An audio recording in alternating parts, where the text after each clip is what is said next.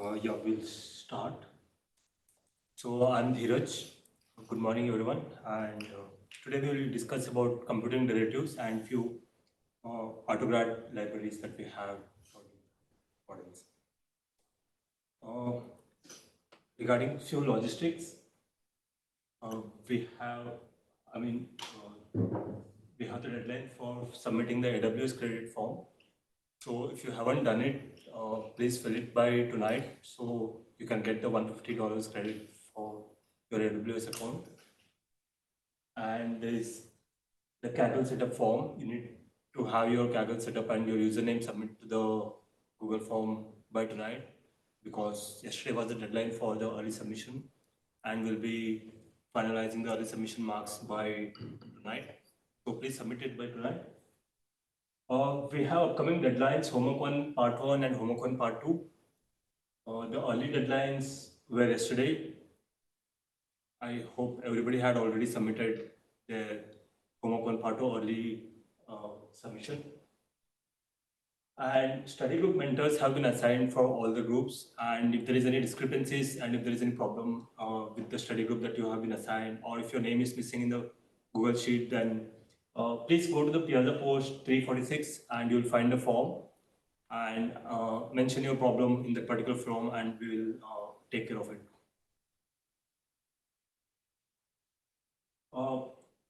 Today we will differentiate, for today's agenda, we will differentiate different differentiation methods. Then we'll go and discuss deeply about automatic differentiation. Then we will discuss more about the deep learning libraries that we have for training neural networks. And finally, we will discuss about the homework 1, part 1, Autograd bonus. So just to recap about the lecture, we have a neural network that consists of a lot of parameters, weights as well as biases. And we have an update rule, right? So just for the simplicity's sake, I'm just considering the SGD for now. We have a batch update. We'll select a batch of input. We will pass it to the neural network, get the loss function, and update the weights at every single step. So to update the weights, we need the derivatives, right? So how do we compute the derivatives? Let's forget about computing derivatives for the entire neural network. Of course, we have discussed in the class, but still it's fine. We'll just start from scratch for today. How will you suppose we have a function like this where y is equal to f of x1 and x2. Let's just take an example of log of x1 plus x1 times x2 minus sin of x2. How will you differentiate and get the derivative of this function with respect to x1 and x2? What would be the first method that you'll use, maybe from your high school or your undergrad or whatever? Take it in terms of x1 first. x2, right? When you want to calculate for dy by dx1,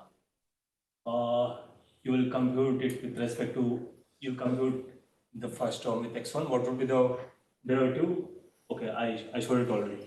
It's 1 by x1, and for the second term it's x2, and what will be the derivative for the third one? Because it's constant with respect to x1, it's 0. Okay. Can anyone derive it for the? Can anyone derive dy by dx2? It's a very simple equation. x1 minus cos x. So how do you do that? Just derive each part and use the sum rule for differentiation and just add them up, right? Okay. So this is symbolic differentiation. It's very simple. The closed form differentiation that we used since your high school. It's still useful for a lot of cases, but we'll discuss why. We'll discuss some pros and cons about this in the upcoming slide. Okay. So is this the only way we can calculate the differentiation of this? Is there any other way we can think of?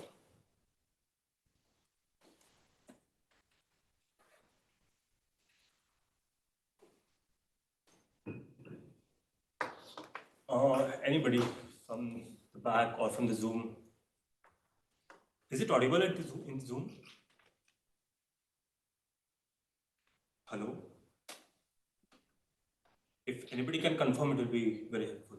Yes. Oh, okay. Thank you Yes. so much. Yeah. Can anyone give me one more method how to differentiate this and get the derivatives of uh, y with respect to x1 at a specific point x1 and x2?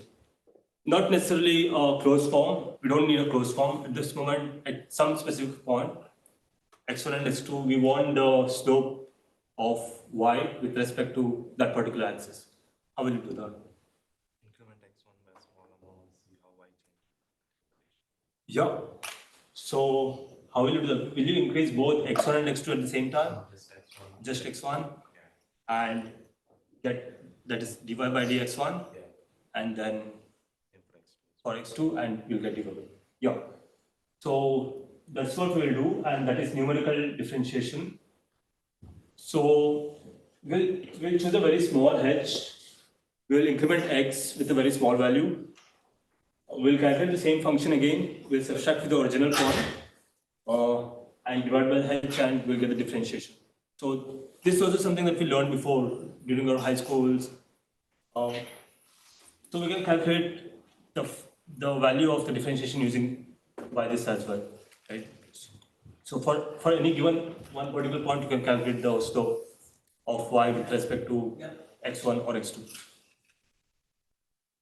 So yeah, so we have symbolic differentiation and we have numerical differentiation. So why don't we use this for neural networks?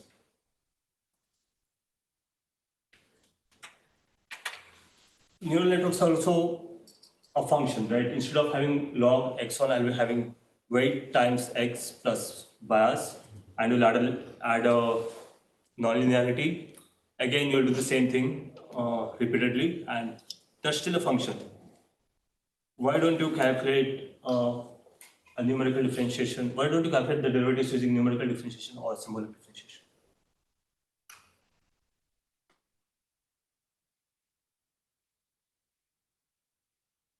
Any guesses? I mean, yeah. Because it's like too It's complicated. can you elaborate? Like, what do you mean by complicated?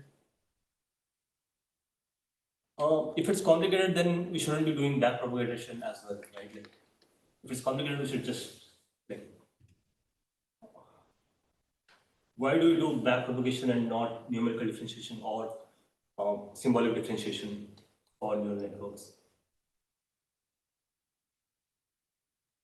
But is that you so you do back propagation because you want to see how it changed, so how you update like one parameter and how it changed. Yeah. So that's why. Yeah, that's true. But here also we are doing the same thing, right? We are changing one parameter x1 and finding how much it's actually changing and getting the derivative.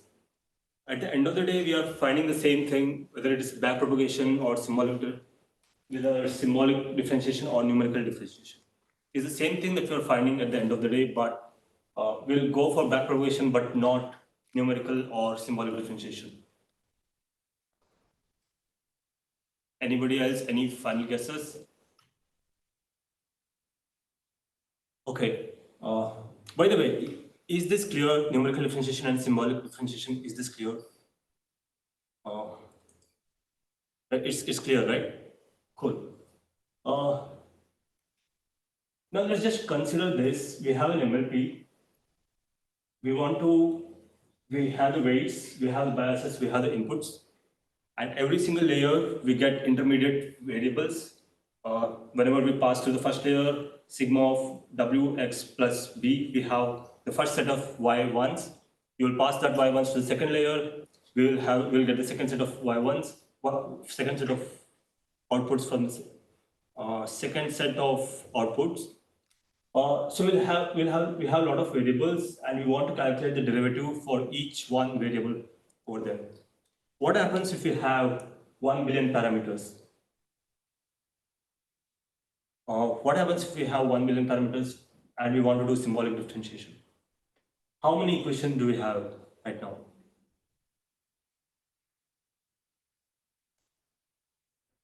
at least we have 1 billion equations, right? That's the minimum number of equations that we have. Is that correct, or is there any doubt over there?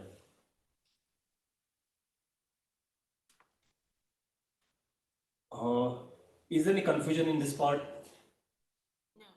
No, okay. So we have 1 billion parameters. Like say every weight matrix we have W11 to WNN, and we have multiple layers stacked together. And finally, we have like 1 billion parameter, and we want to calculate D loss by DW1112, DL by DW13, etc., for 1 billion different parameters.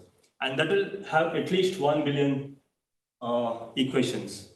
And every single equation, because we have to pass through the entire neural network to get the Y value, the loss value, we will have at least almost 1 billion floating point operations, right? So totally, how many total operations we have? Floating point operation do we have for upgrading one single gradient of update? We have 1 billion equations, and we need to run it 1 billion times. I mean, yeah, 1 quintillion, whatever it is, 1 billion times 1 billion. I mean, we have 1 billion equation, and each equation needs to run 1 billion floating point operations, and that will have like 1 into 10 power 18 floating point operations. And that's just for one single update. And that is just not feasible when it comes to symbolic differentiation. I mean, when we want to do it using symbolic differentiation. So fine, we can't do it symbolic differentiation, fine. What's the problem with numerical differentiation right now?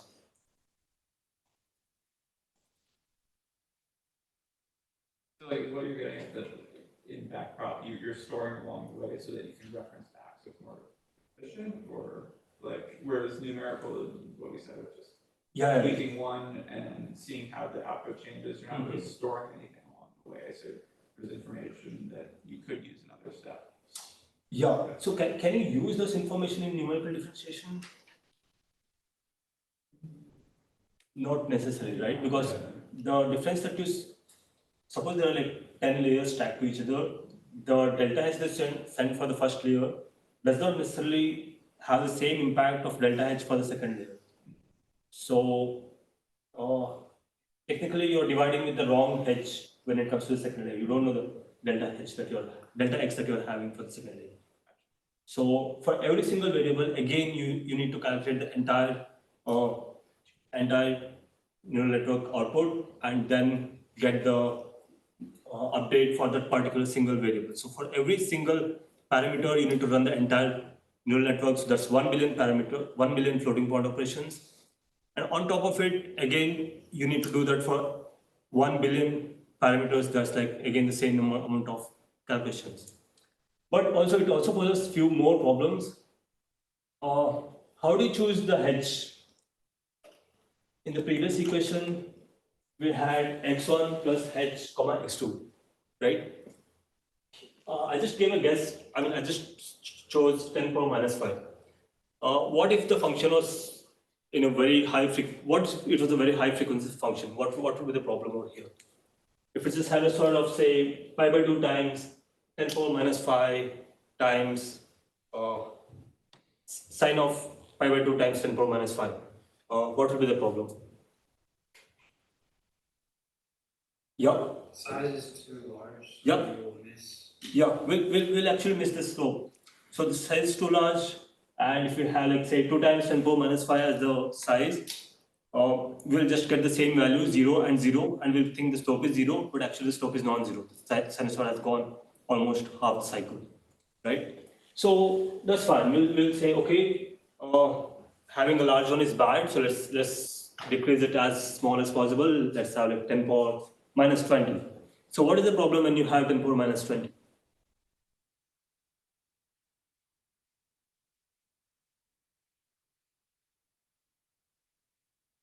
Can anyone answer? Can anyone take a guess? Too small. Yeah, but it's too small. What's the problem that will happen while computing this when h is too small? I don't know if it just works exactly, but like floating point. Yes, you're going to the right It's point. like as you get way out into the decimal places, it Yeah, gets a little funky. that's true. Yeah, that's correct. Yep. And then the derivative will get super, Uh-huh. it'll just Yep. blow up because h is so small. Okay, if h is so small, the difference is also so small, right? So the difference between f of x plus h1 minus f of x1 comma x2 will also be very small and we'll get a good value. So the problem is not when the slope is large. If the slope is large, we'll get the exact differentiation when h is really, really small. So can everybody see the problem? What will happen when the slope is really small? How many of you have taken the course Introduction to Computer Systems 15513? Okay, so as many of you have not taken, I'll just give some basics about floating point operations. So when it comes to when you represent a floating point that is very close to zero, you will have a lot of bins right next to each other. So you can represent a floating point e power minus 50, minus 51, dot, dot, dot, dot. But when you go as far as possible, the bins become really large. So whether, suppose if it is like e power 30, if you represent 2 into e power 30 plus 0.001 and 2 into e power 30 plus 0.002, if you put it in NumPy, these two numbers will equal to the same, will be the same number. Can you guess why? Because the floating point will approximate these both numbers as the same number. So technically in floating point we'll have one part called mantissa and another part called exponent, and the precision is held only in mantissa, and as far we go from zero, the precision goes as small as possible. So if we take a huge number like e power 30 or say 10 power 30, I mean when I say e is 10, so 10 power 30 plus some very small number and a slight variation in some decimal point, it actually represents the same number when you store it in the computer. So what happens in that case? So you'll have h to be very small, and when the slope is really small, you'll have these both to be the same, right? Is this part clear? Yeah, okay. So when you have these both to the same, you'll have the slope to be zero, no? Even if the slope is actually not zero, right? So that's the problem that happens. Like you can't really come up with a good estimate of h just to get the right value for differentiation. So that's one more problem that you come in the numerical differentiation method. Any questions till now? Is there any doubts? Okay. Yeah, and numerical differentiation has the same problems what we see in the symbolic differentiation. The number of props is really very huge to compute just one single gradient update. So next we'll see what happens in automatic differentiation. So before going through the what's automatic differentiation, suppose we can decompose the function f as h of x, h of g of x.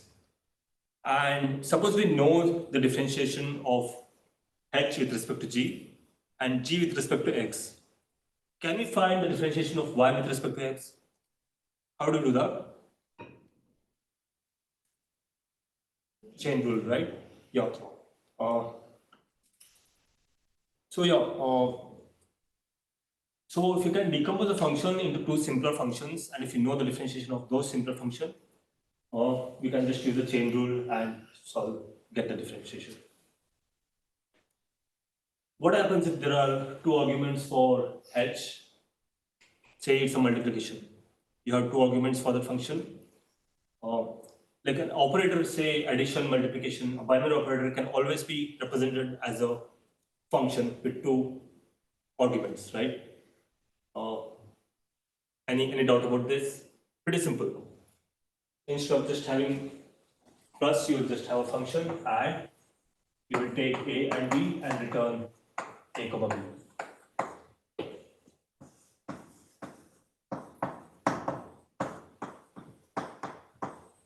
A plus b, sorry. Yep. So any operator, any binary operator, you can have it as a function. You can represent. So suppose h is a function, and you have g1 and g2, and you know differentiation of g1 with respect to x and g2 with respect to x, as well as differentiation of h with respect to g1 as well as with respect to g2. How will you compute the derivative dy by dx1 and dy by dx2?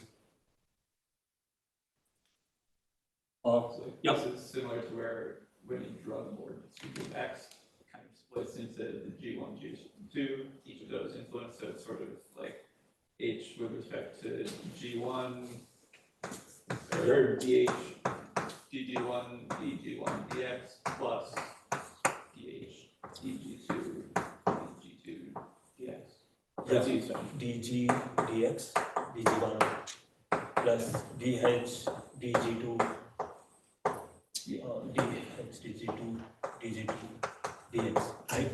So all the dependencies you will just add it up, and the remaining part will just run the chain rule. So technically it's the same thing that we just discussed. So you will you will have the differentiation of dh1 with respect to g1 and g1 with respect to x, and you'll add it up with the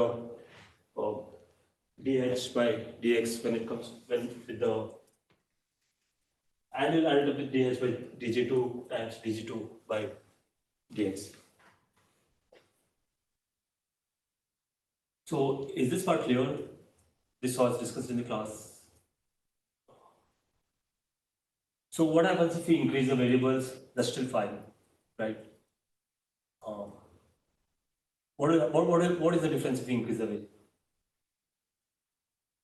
So technically no difference. It's just the same equation, but you'll have much more derivatives coming out. So instead of just dy by dx, we'll have now dy by dx1, dy by dx2, dy by dx3, and we have a vector of variables that are coming out.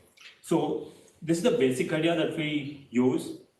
We'll just split the entire function into smaller, easier, simpler functions, which we already know the symbolic differentiations of, and then just apply the chain rule recursively and get the total differentiation of the original function. So even if you observe the neural network, every single function that we use are very, very simple functions. It's either matrix multiplication, addition, or or some sigma or some activation function. It's rarely something like an integral coming in between, and very rarely you will have piece function like ReLU. Most of them are simple function which, if you know the input, if you know the two inputs, you already know the symbolic differentiation for the simple function, simple operation that we are making. So now we'll go through an example. We'll break down this particular equation into smaller equations, smaller chunks of equations. First two are very simple. We'll just assign v1 and v2, assign x1 and x2 to a variable v1, v2. How will we do the rest of the calculation? Can anyone join me? Then v3 is equal to log of v1. What will you do next? So I want to compute y using, but I don't want to compute just at one shot. I want to compute, and every single intermediate step I want to store them as variables. And every single step I'm using to compute y, it should be very simple operator, or it should be very simple function. having a huge function like log x plus x1, x2 minus sine x2 is not okay. It's okay to have just log x. It's okay to have just x1 times x2. It's okay to have a1 plus a plus b. It's okay to have a minus b. It's okay to have sine x. So what is the next step that you will do? B4 sine B2. Yep. b4 sine u2. Yeah, that's one thing that you can do. It's just the order, so not a problem. We'll see that later. You'll also do v4 is v some variable is equal to v1 times v2, and then again you'll add those two. So v1 times v2 plus v1 times v2 plus ln v1. We got the first two parts, and what is the last part that we're going to do? Can someone tell the last equation? B6 plus minus B5. Yeah, v6 minus v5. Yeah, that's right. So we have v7 is equal to v6 minus v5, and can everyone see if y is the same as what we computed at the top? We just split the entire thing as different variables, right? So for each of this equation, suppose if I know the derivative from the right hand side, can you compute the derivative over here? So for each of this, for each of the variable v1, v2, v3, v4 to v7, can you compute dy by dv1 just by looking at one single equation at a time? How will you start? Can we compute dy by d7, dv7?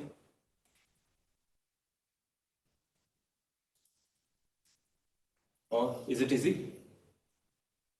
Just differentiate this and we'll get it, right? So we know dy by dv7 is 1, right? So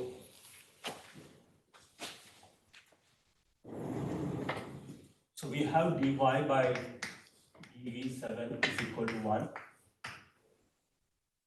What is the next thing that you're going to do? 7 by B6. Yep.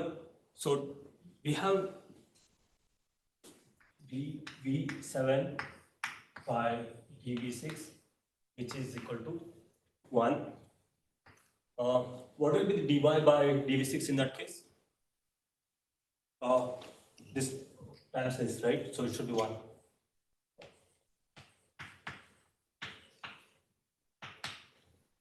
So dy by dv6 will be 1, and what will be dy by dv5?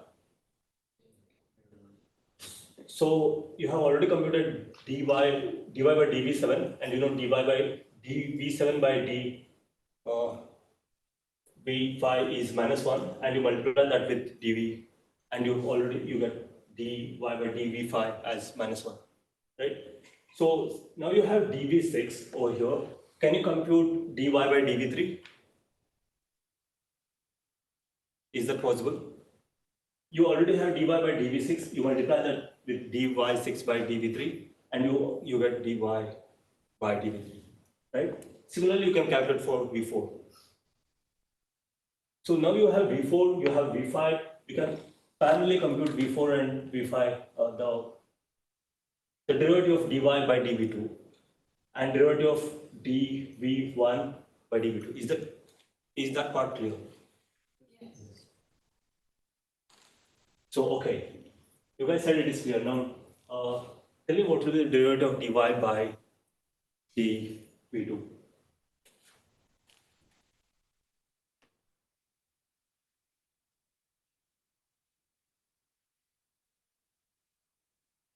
So, just using these equations, how will you compute dy by dv2?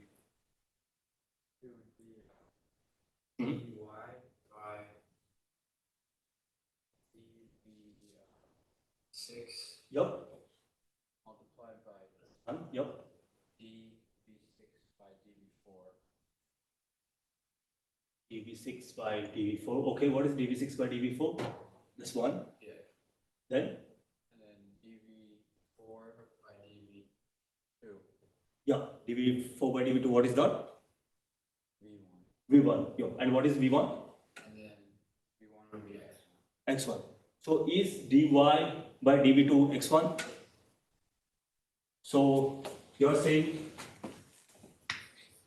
dy by dv2 is equal to x1, right? Does everyone agree with this? Does everyone agree with this? No, does everyone agree with this? Is this correct? Who says this is wrong? Okay, what's wrong in this? Yes, that's right. So we have not completed the entire back propagation till now, right? We have just went till here. We got V4, we went back to V1, and we got a part of V2, right? So there's one more variable that is dependent that is dependent on V2, and that's going to send its gradient back to V2. So if you have it, if you see the previous equations in the chain rule, every single dependent G1 or G2, you need to add it up. So whether it's H of G1, G2, G3, dot, dot, dot, you need to add every single gradient that you get to for that particular variable. So what else do you need to add for dy by dv2? dy over d5 times dv5 over d2. Yep.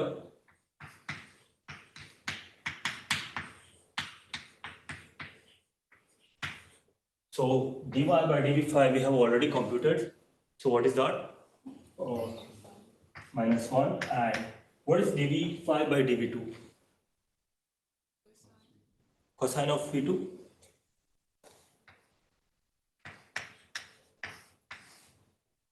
Okay. Fine. And we add this one to the other part of dy by dv2, right? So it is x1 minus 1 times cos of 2, which is x2. So similarly, if you calculate, you will find the same exact values for dy by dx1 as well. But have you observed one thing? Every single part, just assume you don't know anything about differentiation right now, and I'm just telling you, somebody is telling you, whenever there's a minus sign, the differentiation for the first operand will be 1 and the second one will be minus 1. There is some function which tells you whenever you have a subtraction and whenever the output has some derivative, you pass it equally to the first operand and the second operand, but the second operand you will have negative sign. And the same thing they will tell for this. Whatever the derivative you will get for the first particular variable, you just pass it equally for the both. So if you just consider that as a truth and you just don't know, just assume you don't know any differentiation, can you calculate the derivatives for this entire thing just by going from the back, one line at a time? You can, right? So that's exactly what we did. Is this clear? Because this is entirely what is backpropagation. So what automatic differentiation, what auto differentiation method does is just this. It just starts from the variables. It will go step by step to some final result, and each particular small chunk of computation, it just knows already what is the differentiation for. It should pass through each particular operand that it has already used, and it just keeps on sends it back. That's all you need to know for backpropagation, the basic concept. Is this part clear? Like if this is clear, you'll be able to do homework part 1 without much. Homework 1, part 1 Autograd works without any difficulty. So suppose I have a list in Python. Every time I do an operation, the first part of the list I'll say I'll add a dictionary.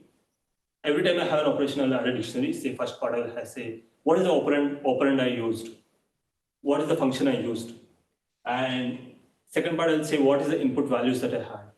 And the third part, I'll have like, what is the differentiation that I need for this particular function, which I always already have in advance for every single small operation like plus, minus, and sine, and log, exponential, and all the basic primitives. I already have the symbolic differentiation. Can I just have a chain? Can I just keep on appending all the operation that I'm doing? It may be 5 here, it may be like 1,000 for a neural network. Can I just keep on appending till I get the laws? And when I get the laws, find the derivative for the laws and just keep on going back till the beginning. Is it possible, or is there any problem over there? Or can anyone see any problem over here?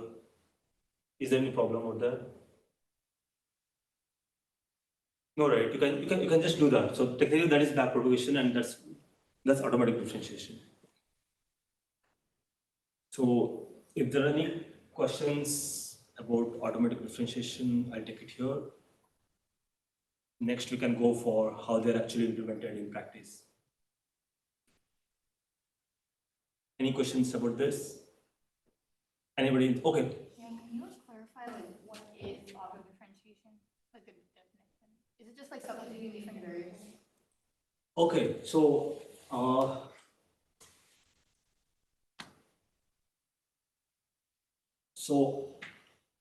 Technically, there are two types of automatic differentiation. One is like forward and backward. Technically, I'm not really sure about the exact Wikipedia definition, but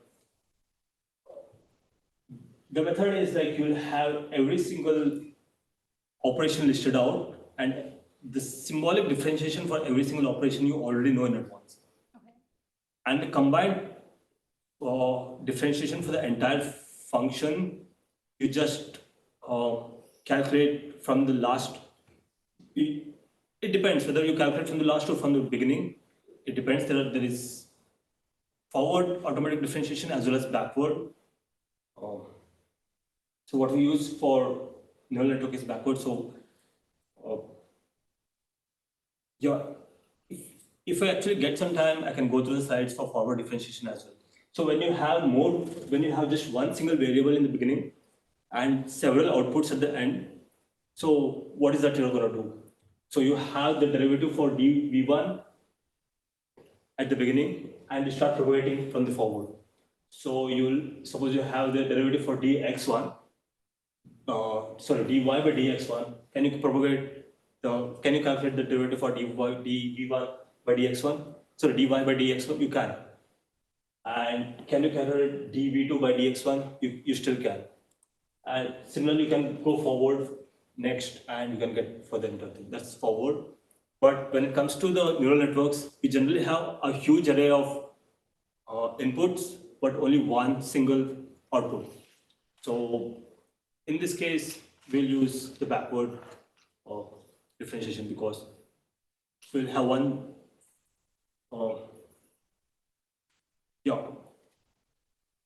So the final function will be like one scalar, which is one scalar function. You can have like one scalar monotonous function.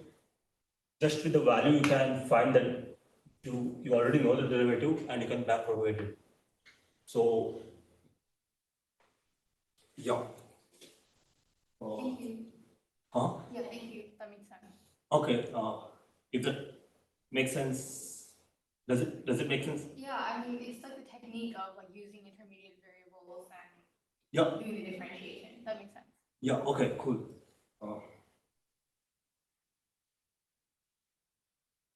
So yeah. So what we did earlier is the automatic differentiation, and how it is actually implemented in practice is it's just a variant of automatic differentiation. Instead of having an entire list, now we actually have a graph. So why do we have a graph? Any advantage of having a graph instead of a list?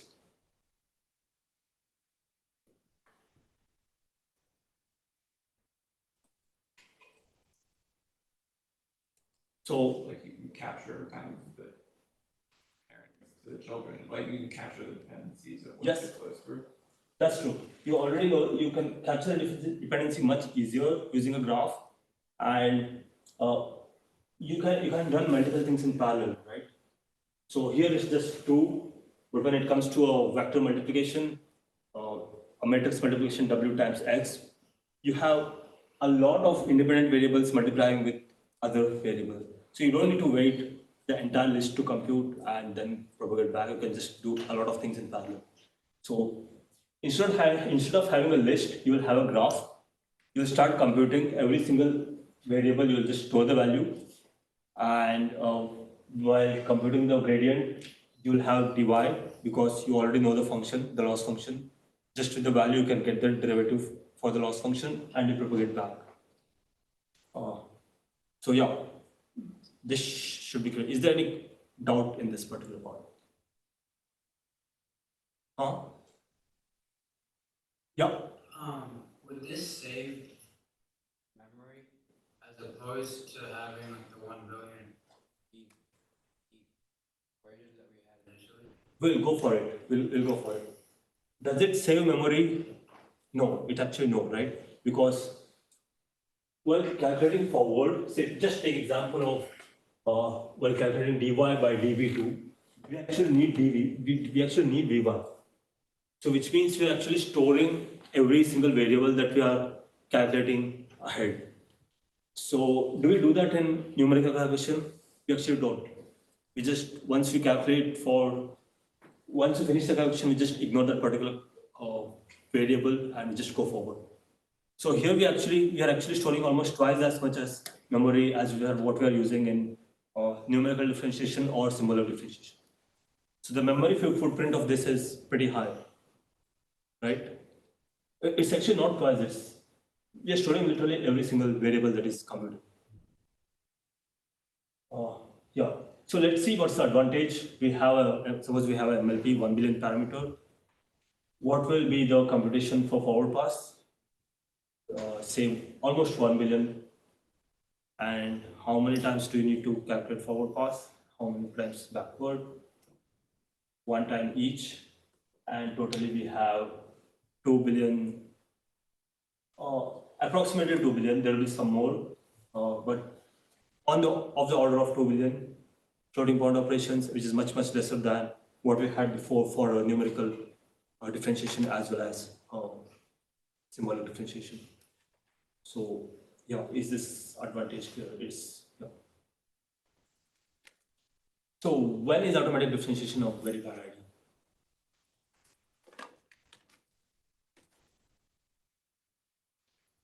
When do you guys think it's just useless? When to use numerical, when to use symbolic? The size of architecture is really huge. Okay, when the size of architecture is really huge, you want to use automatic differentiation or you want to use numerical differentiation? In the case, automatic differentiation It's better, right? Yeah, I'm assuming when it is a bad idea, when not to use automatic differentiation.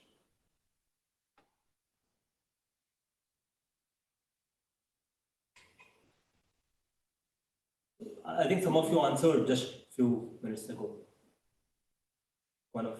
So if there's just one variable that we want to optimize, it's just better to use numerical differentiation, right? You just need to run one single, you just need to run the entire neural network once and get back, and you're done with the optimization. You're done with getting the gradient. Or not necessarily neural network, any function. Is this part clear? Or when the number of parameters are really low, if you want to just optimize for just one single parameter, is it a good idea to have automatic differentiation or is it a good idea to have numerical or symbolic differentiation? numerical or symbolic. Numerical is better, right? Suppose just take an example, you're working on homework part 2. You have trained, say, 4 neural networks. 4 neural networks of different architecture, different randomization, different different hyperparameters. You have 4 models, 1, 2, 3, 4, and now you want to ensemble this particular model, right? So instead of just taking an output of this alone and getting the prediction, you want to combine these 4 models and then get the prediction. So one of the most simple way that you can do is just add these 4 and just get the output, or just take the average of all these 4 and get the output. And generally it will increase the accuracy by like 0.5% or maybe like 0.9 or something like that. But what is a better way you can do here? What's a better thing that you can do?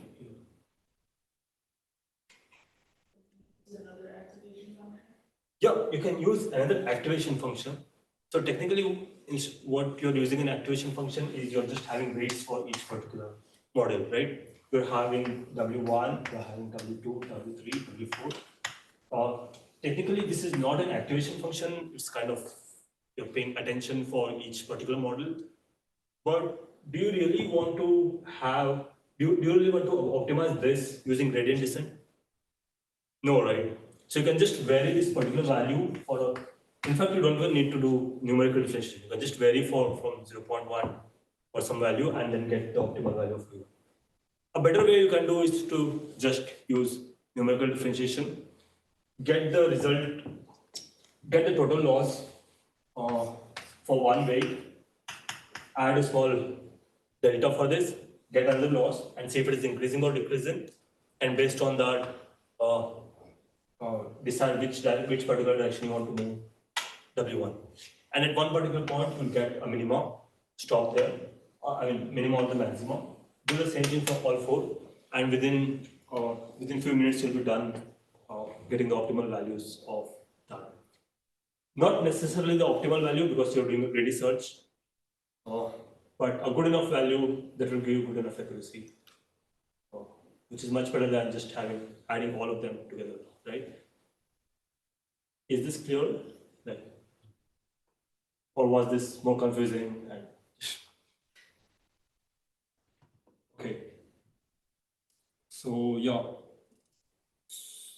So automatic differentiation technically trades off your memory to save some computation. Right? So technically, you're storing every single variable just to ensure you don't want to compute the entire function again and again. So when will be symbolic differentiation a good idea? I mean, in general, science or math, any part, physics or whatever. When do you think it's a good idea?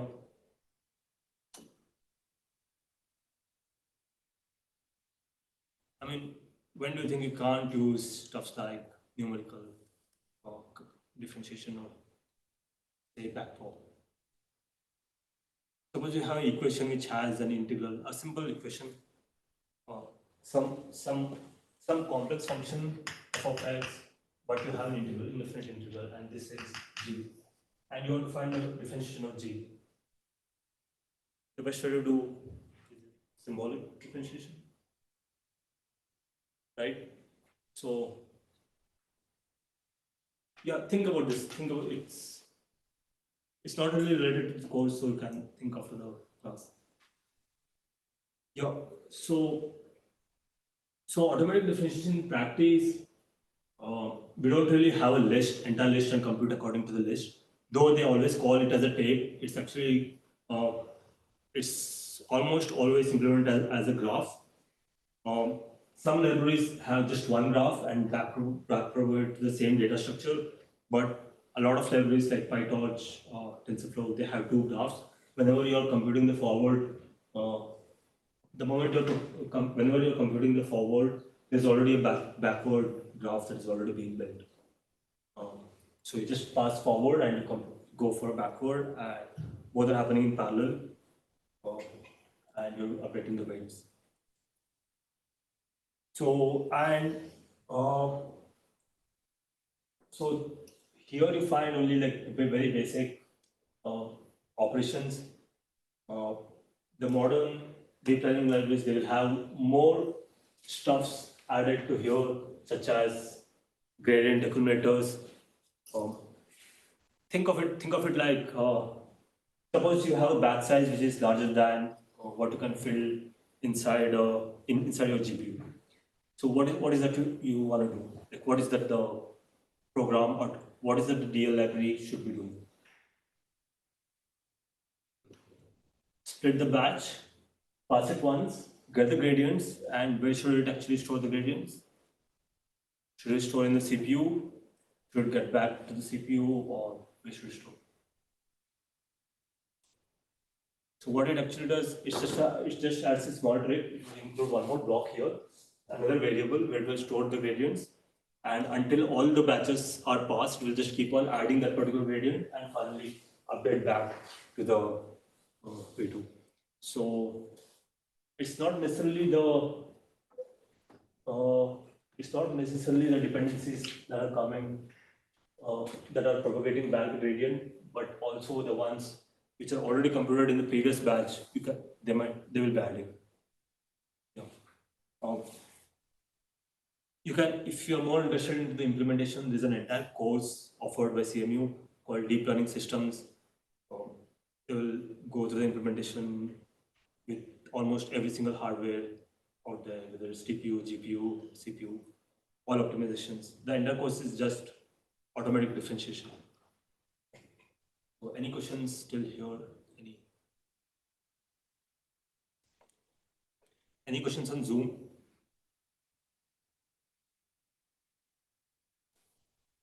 Okay. So if this is clear, the next part is pretty simple. Okay. So we have two types of deep learning libraries out there. One is static graph executing automatic differentiation libraries, and one is dynamic graph. So what do you think is static graph? Just by the name, you should be guessing something.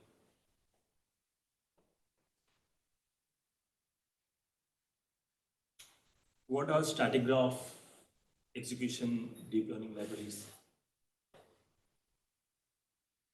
Doesn't change. Yeah, the graph doesn't change during execution. So you define the entire model from the beginning. You just one shot will define the entire model. You will compile the model. You will have the entire graph ready.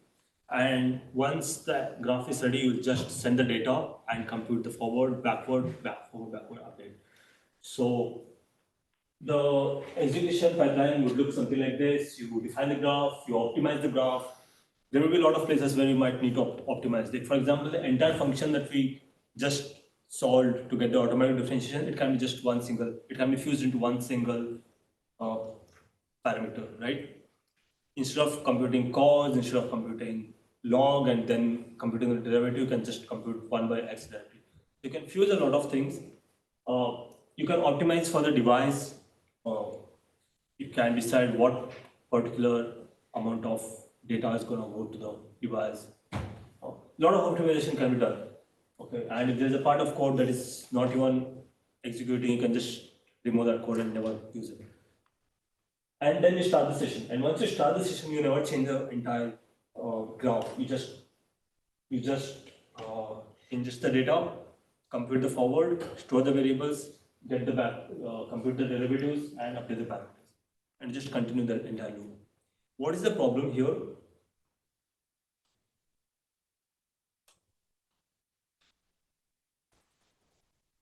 Anybody?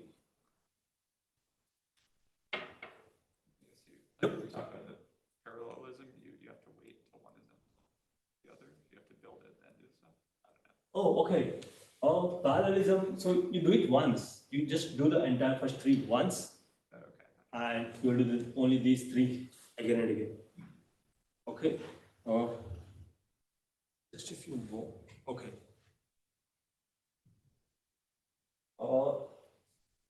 There are a few problems. They may not be very apparent with just this graph.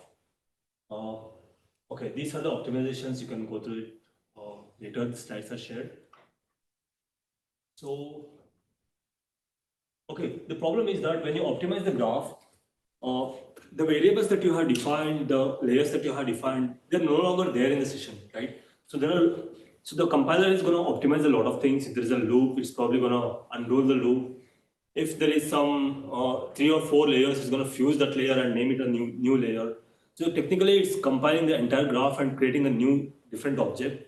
And if there is a bug in that thing, in that particular object, and if there's some problem, there's no way you can relate what is mapping to what. It's kind of hard to connect where the error is coming while you're running this particular graph to what you have actually written the code. It's quite hard to debug. Is this part of it intuitively? What's happening here? So which is easier for you guys to debug, a C code or a binary? Right? Yeah, at least it's readable. Once you get the binary and once you run it, the object code, whatever it is, it's hard to read and understand what's actually happening. So here the same thing is happening. Is there are some internal reasons why it's going to find out there is some optimization that it can make, and it's going to just optimize the graph. Finally, it will be like 2 or 3 times faster than what you actually intended to do. And but the problem is that at the end of the day, you'll be finding some new variables which you have not even defined, right? And maybe some part of code is not even running because the compiler just assumed that part will never run. And can you include can you have a neural network that decides what part it's going to choose based on some output of some part of its own neural network? Is this question clear or is it very confusing? Okay, so you have one neural network which has computed some value, and based on some output here, based on some if condition, if this output is greater than 100, you're gonna run some architecture and or some set of computation, and if the output is less than 100, you run some other set of computation. Can you do this thing in static graph? Uh, you actually, it's not really that easy to do it unless you try to have some neurons with a ReLU, add some kind of uh, extra constant that will ensure this if condition is represented as some kind of neuron. Only in that case you can actually do it. You can't just have an if condition and then execute based on the output. You'll see in the yeah. So such kind of uh, such kind of conditions you can't include in this static graph. And next we'll go for the dynamic graph. So what's dynamic graph? Just as the name defines. Can anybody take a guess? It changes. Mhm. It changes during runtime. It changes during runtime. How does it change during runtime? So yeah, so whenever you have, it will just start with one single tensor, whatever you're starting as an input. Whenever you have an operation, it keeps on building the graph dynamically. So that's why it's a dynamic graph. So during the forward pass, it keeps on building the graph, runs backpropagation, updates the weights, and once the weight updates are done, it will just destroy the entire graph. Because it doesn't know at the next particular iteration or the next batch whether it will be running the same neural network or whether it will be a different neural network. It's done with getting back the weights and gradients, and it's just gonna end the entire update. So this is what a dynamic graph is gonna do. What is the advantage here? Every single point, you can see what is the output. It's not like it's gonna fuse a lot of layers and gonna get to something else, right? So it's very easy to debug,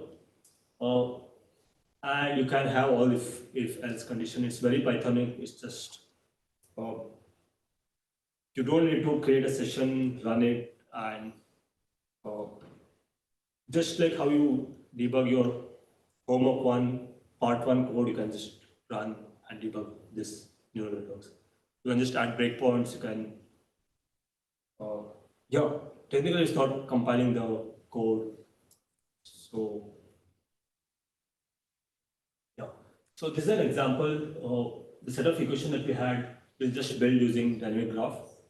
we have x1 and x2, we'll assign them to variable v1, v2. This is the first step. Then we'll have one operator, the first operator log.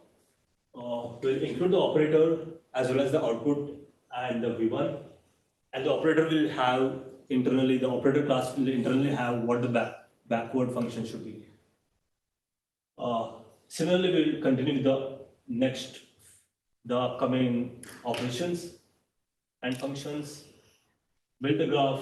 Once you get the y, you backpropagate and you're done with the entire graph and you just destroy the graph. So static graphs are really optimization friendly. Once you define the graph, you know it's not going to change. So there are a lot of optimizations that are defined for static graphs. Easy to parallelize, yeah, but hard to debug. Yeah, and dynamic graph, I think we already discussed about all these things. Slower in performance, and why is it hard for memory consumption? Yeah, so it doesn't, so again, it doesn't really know, it hasn't really optimized and fused multiple layers. So every single layer is going to store all the variables and just going to blow memory.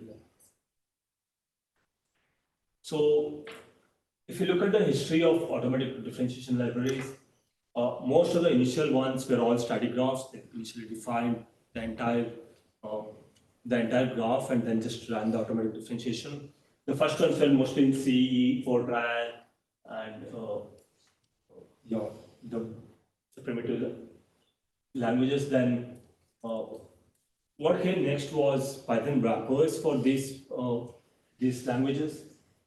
So technically, they were all built in C or Lua or other system level languages, and you just have a Python wrapper. Not so technically, they gave you most of them gave you GPU support. But what happened with TensorFlow and PyTorch was like most of the deep learning focused optimization were first implemented in TensorFlow, PyTorch. That was the start. And PyTorch started with dynamic graphs. It got a lot of traction amongst researchers and started to improve and take, yeah. So it started to take few good implementations from the TensorFlow as well. And so it's kind of, you can say, it's reasonably optimized, but it still uses dynamic graphs. Yeah. There is something called JAX. If you're interested, you can just try it out. So it does duck typing of NumPy. So duck typing technically means every single function that's there in NumPy, the exact name and the classes, the modules, they're also there in JAX. But the only difference is for every single function, they also have the backward function for that function. So if you just import, if you just import NumPy as NP and write the entire function or neural network or whatever you want to build, and finally you decide, okay, fine, now I want derivatives for all these variables. You just change NumPy, so you just change the import to import JAX as NP and will just work. With some minor changes, of course. So that's JAX. If you're interested, you can try. I'm not sure if it's that optimized, but what happened in 2020? So PyTorch, TensorFlow, basically they want the entire model that you want to train to be in one single GPU. So what happened in 2020? Most of the models wouldn't really fit in one GPU, like say GPT or most of the large language models, they won't really fit in one single GPU for training. So there came there were new libraries like Fairscale, DeepSpeed, which are optimized for distributed training. We'll just go through very briefly on these parts, Fairscale and DeepSpeed. Yeah, so just to have a summary, initially they had very diverging philosophies. when PyTorch and TensorFlow were introduced. So TensorFlow has static graphs, PyTorch has dynamic graphs. Uh, PyTorch started to optimize instead of destroying graphs, they started to cache it instead of just having functionals. And now we always implement using nn dot module, right? And wherever possible, we'll have an nn dot sequential saying that this entire sequential part of module will never change. So Python can actually optimize that particular part. So in your code, if you're pretty sure that you're never gonna want to change a particular layer, you can just wrap the entire set of layer into nn dot sequential, and PyTorch will handle optimizing that part for you. And then there's one more thing, torch.compile, uh, which will do the compilation and convert into a static graph. Again, that is hard to debug, but yeah, I want to try one. I want to get one demo for this recitation showing that compile should be at least better than uh, the dynamic graph execution. There wasn't really that much difference, so maybe if you want to try, you can try it out for larger models. And when it came to TensorFlow, they were initially implementing static graphs, but they slowly started to implement dynamic graphs as well.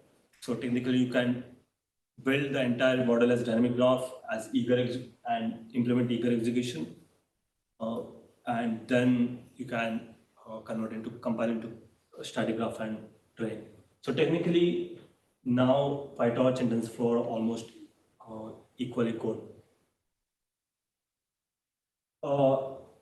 Earlier, mostly TensorFlow was used in industry, PyTorch was used in research. Now, industry mostly prefers fair scale and deep speed. Most of the models are trained parallelly. There are some positives and negatives about this. There are some trade-offs. It's not really that easy to just think. If you have a lot of GPUs, you can just use fair scale and implement it. Technically, it's a trade-off between memory, compute, and your network ability. If you have really good network connection between multiple GPUs, you can use fair scale and deep speed to technically have a layer such a way that your model will kind of think it's just one single GPU. Suppose you have 8 GPUs of say 80 GB, so you can have a model of 640 GB, and fair scale will deep speed will take care of dividing the model, sharding the model, having the gradients, computing the gradients, and uh, where to show the gradients, what is the optimal way to pass the gradients to different part of the network. It will take care for you. So there is this paper which is quite interesting, which will kind of give you an idea when to use and when not to use deep speed. So yeah, this is the overview of the distributed training deep learning libraries. Yeah, so fair scale and deep speed are one of the major ones. One of there are a lot of fine-grained control that you can have, but overall, the main few features that they implement is activation checkpointing and enabling sharded model training. So if you have a huge model, uh, like say Llama 2, which is like which is like 70 billion, you can have different shards of that model, train it till 1 to 1/8 in one GPU, 1 to 1/8 to 2/8 in second GPU. So depending on your GPU memory or your network ability, you can decide what you want to do. So if you have like really huge compute, there is something called checkpoint activation instead of activation checkpointing, which is technically instead of storing every single activation, you store only like one of the 3 activations. And while computing the backward, you will use those activations to compute the intermediate activations as well. Is it kind of to, is it clear? Did anybody understand? Okay, so what do you technically do when you are when you're training a neural network? If the model size is say 10 GB, how much memory do you really want on the GPU to train that particular model? 1 GB. What? 1 GB. Like, sorry. Suppose the model is say 10 GB, how much memory on GPU do you want to compute to train that particular model? You want 10 GB for to storing the model parameters, and you want how much memory to calculate the store the um, variables that are computing or in one batch. Another 10 GB. Yeah, it depends on your batch size. Batch size times the size of all the variables put together, intermediate variables put together, right? So, so if you want to reduce the number of intermediate variables, one thing that they do is like instead of storing all the activations that are calculated, they will just drop off like 1 in 3 or 1 in 4. Uh, you can define how much you want to drop off, and when you compute the backpropagation, you'll use the one which you already have. The nearest activation that you have, you'll use that. You'll use the weights and you'll use the intermediate values and compute back the activations again.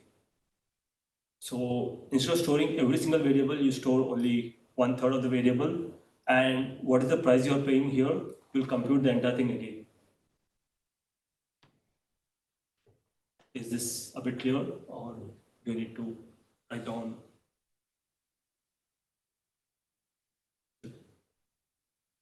Oh, was this clear or not? Uh, was anyone clear about this? Okay, I'll come back to this in a minute. Yeah, okay. Yeah, so this is all about Autograd, I think. Do you have time for homework time? We have very short amount. Okay. We will discuss about homework time, and after that we can, if you have some time, we can continue.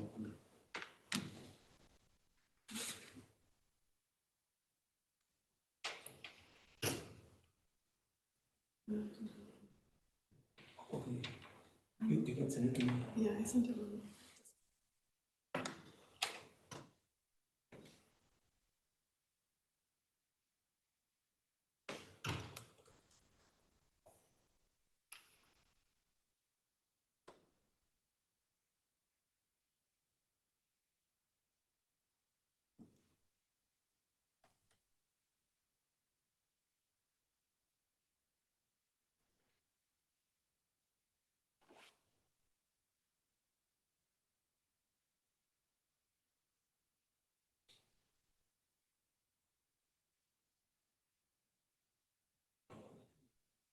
You can.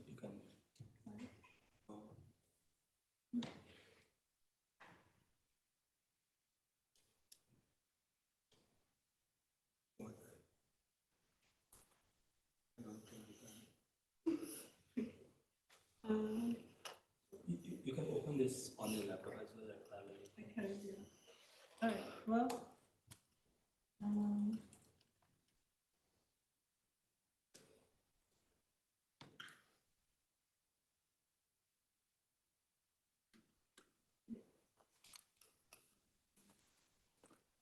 Okay, so just very quickly.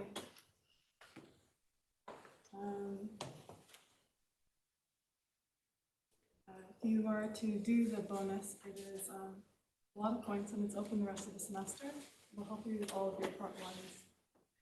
Very briefly, so the beginning is similar to all the homeworks that we have, and here's the file structure that we're working with. We'd like you to start it, to build it isolated, because just have it in your own directory and don't transfer it unless you figured it out, just in case you mess things up.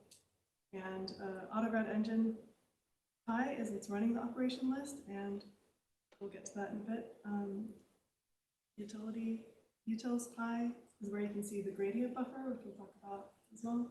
And then in the file directory, we'll have the functional.py pi, which we're going to store all the function backwards. So the first subsections of section 3 talk about some of what Dheeraj already went over. So you can take a look at that to review it again. But next we have the implementation details.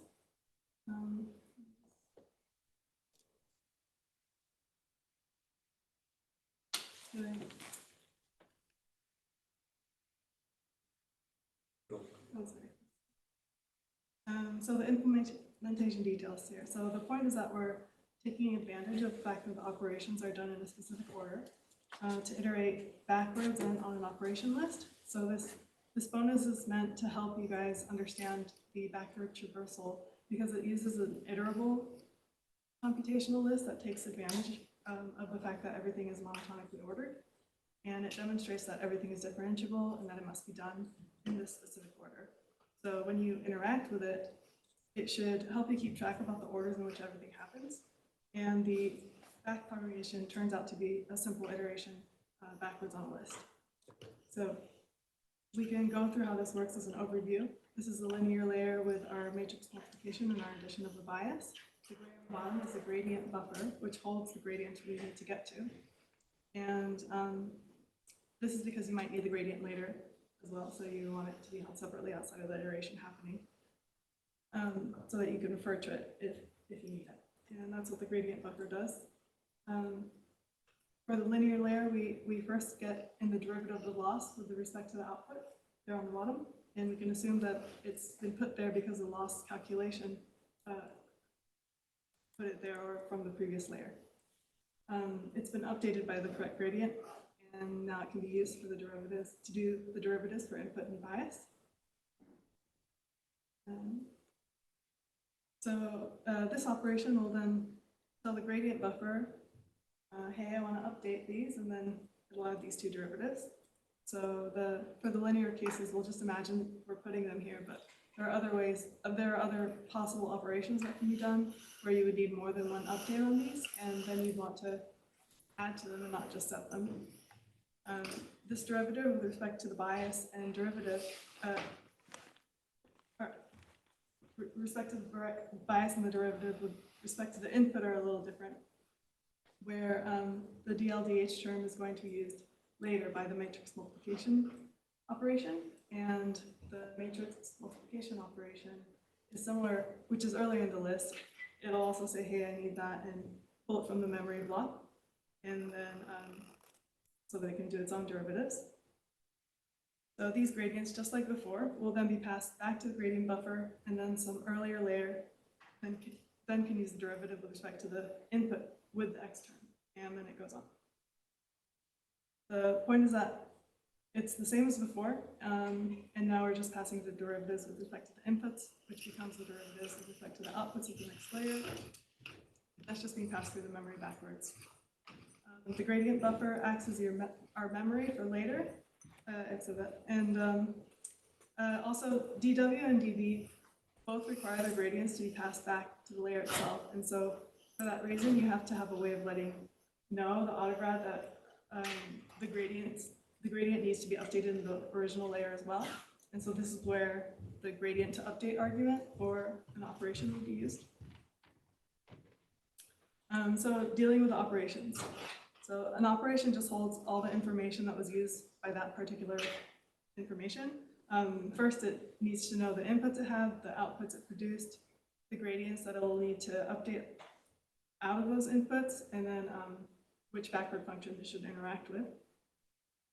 The Autograd class, the engine class, is where we will build the operation list and do the iteration, the backward iteration. It works with a memory buffer, which is another class, and it has its own, gradient buffer, which is another class, and it has its own gradient buffer. This one has its own gradient buffer as well. The Autograd engine class is what is called a singleton class, so you can't make another one and you only want to deal with one. Otherwise, you wouldn't be working with the same operation list, and it wouldn't be able to back propagate properly, entirely. So it has a memory buffer that gradient buffer that stores all the gradients, and it has its own operation list as an attribute. And these two together, the memory buffer, the gradient buffer, and the operation list can keep track of everything you need. So the methods here are add operation, which initializes the gradient of the inputs and the gradients of the output, and it's important because you want something to add to, and what it needs is to initialize zeros in the gradient buffer, like you would in layers. Initialize zeros in the gradient buffer, like you would to start out with zeros and layers for the correct shape. So this will store zero derivatives for each array that needs it in the gradient buffer. And then backward is what actually does the backward propagation. So it traverses the operation list just by iteratively going backwards through it.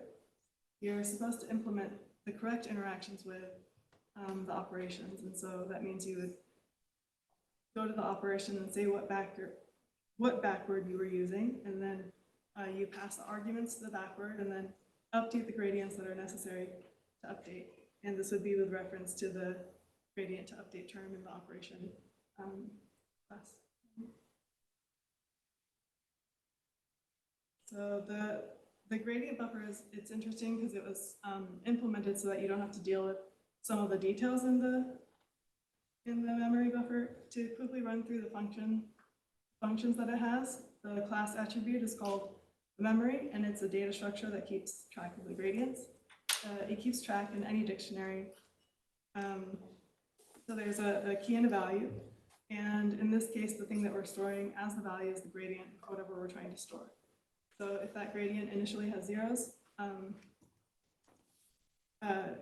it's from the add spot.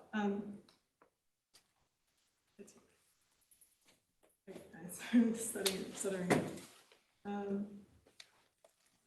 Forget memory location. Since numpy arrays are passed by a reference, you're passing the memory location of the array and not the array itself.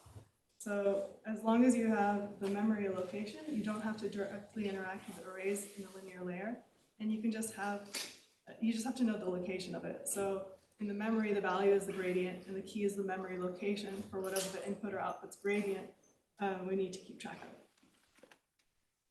And is in memory, we'll check the location to see if it's there. Add spot will create a new memory of zeros in the memory for you. So, and save it with the correct key value. Get param will pull them from the memory dictionary, and clear is just used for removing all of them from the memory, like zero grad from PyTorch. This example walkthrough is like the linear example we gave already. Matrix multiplication of x and w, and then the output of that being summed with b. So in order to add these to the operational list, you have to initialize the Autograd class. Then tell it to add operations, and then you tell it the inputs in the list format and the output that it created, which gradients to update and which operations backwards it needs. The gradient to update, one of them is none, because with those inputs, there's no gradient that you need to externally update with x, for example, and you can just put a none there. But DW is from the linear layer, and there is a derivative that needs to be directly updated, so you shouldn't directly refer to that number. This example walks. Oh, sorry. Okay. And then to be clear, you can see here in the linear.py that there's a DW that you should remember from part 1 and DB here. The point is self.dw is what you should directly refer to so that it has a special memory location that's unique to it, and by passing the DW itself, you're letting it know where it is. And the same goes for the add operation for B.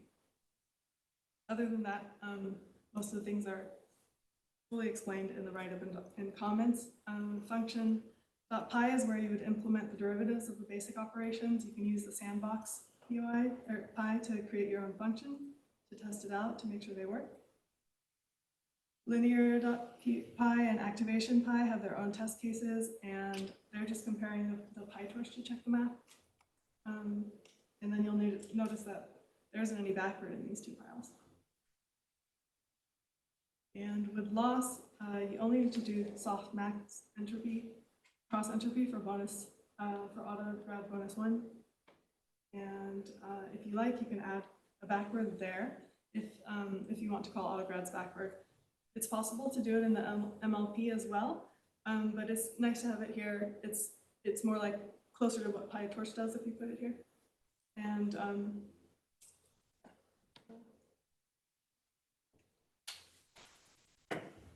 it's a open all semester and worth 50 points. It's a good, and it'll help you solve all your problems.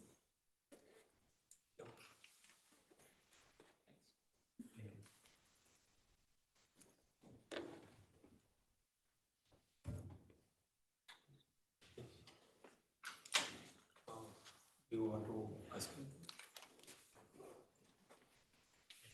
Okay. I'm a little confused about the TensorFlow and PyTorch. So to recap, PyTorch use the dynamic graph while TensorFlow uses static. Yeah. Right. TensorFlow 1.0 used to use static graph alone. TensorFlow 2 lets you use both static as well as dynamic. Currently, both PyTorch and TensorFlow has both support. PyTorch by default falls to dynamic, default goes for static.